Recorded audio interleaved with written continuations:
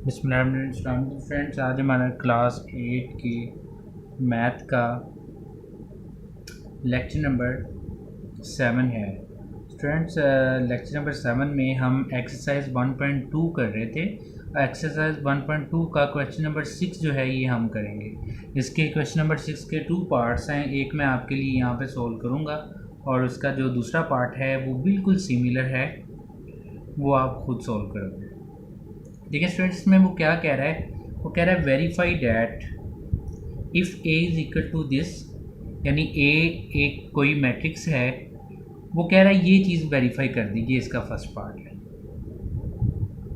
ए transpose का transpose is equal to ए,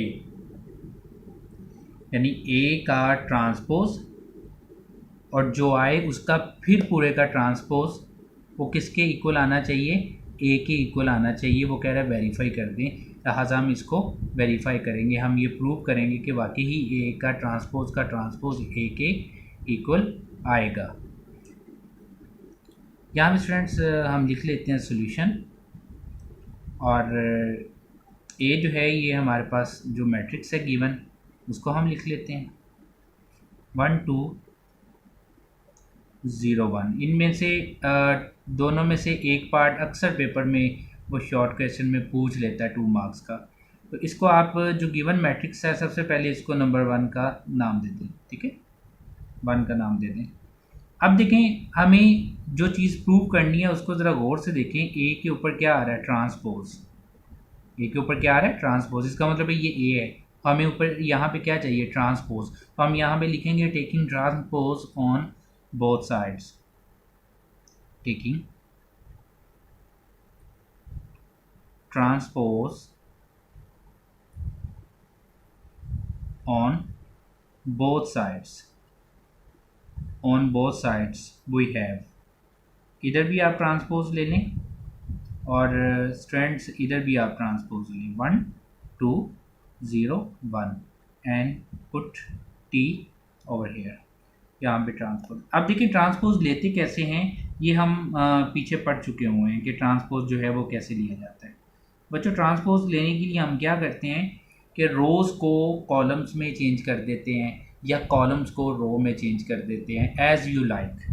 देखिए students, ये मेरे पास एक रो है, ठीक है ना। इसको मैं कॉलम में चेंज करने लगा 1 2। इस रो का मैंने क्या बना दिया, कॉलम बना दिया। इसी तरह ये सेकंड रो है, इस सेकंड रो को भी मैं कॉलम में चेंज करने लगा हूँ, यानी इसको मैं सेकंड कॉलम में लिख रहा हूँ 0 1। तो स्टूडेंट ये ट्रांसपोज आ गया मेरे पास। लेकिन ये आ गया ए का ट्रांसपोज, लेकिन जो चीज़ हमने ये यहाँ भी हमें चाहिए वो क्या है, ए का ट्रांसपोज और इसका दोबारा अगेन ट्रांसपोज। तो यहाँ पे हम लिखेंगे taking transpose on both sides again. देखिए स्टूडेंट्स, यहाँ पे हम इसका अगेन ट्रांसपोज लेंगे, again taking transpose, again taking transpose. हम इसका फिर ट्रांसपोज लेंगे। अब ए टी और इसका फिर ट्रांसपोज, तो ये क्या आ जाएगा, ए का ट्रांसपोज और देन होल का ट्रांसपोज। और इधर जो है ये हमारे पास ए टी ये है 1 0 2 1 1 0 2 1। बच्चों इसके ऊपर आप ट्रांसपोज लिख दें। ठीक है, अब इसका ट्रांसपोज लेते हैं हम वैसे ही जैसे अभी हमने लिया था। अब देखें ये रो है, इसको किस में चेंज कर दें, कॉलम में। तो ये क्या आ जाएगा 1 0। ये दूसरी रो है, इसको दूसरा कॉलम बना दे 2 1। तो बच्चों ये क्या आ गया, ए टी का टी। ठीक है, ए ट्रांसपोज का ट्रांसपोज। तो ये 2 बार हमने ट्रांसपोज ले लिया, इसको 2 का नाम दे दें। अब आप बच्चों 1 और 2 को ज़रा गौर से देखें। 1 को देखें तो ये है 1 2 0 1, यानी ये किसके इक्वल है, ए के इक्वल है। ए जो है वो क्या है 1 2 0 1। इधर आ जाए, ये भी क्या है 1 2 0 1।